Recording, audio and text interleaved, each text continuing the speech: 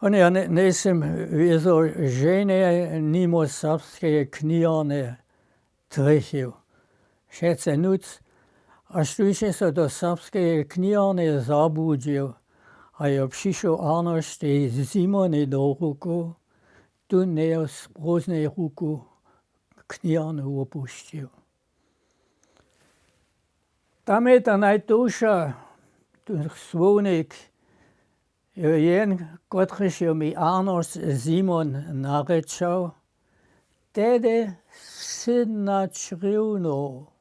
No, podle te modré a červené česko-němské a němsko-české, ja neviem, ktoré sú to boli.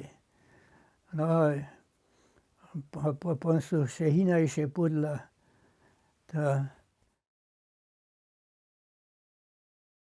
To je moje bohatstvo.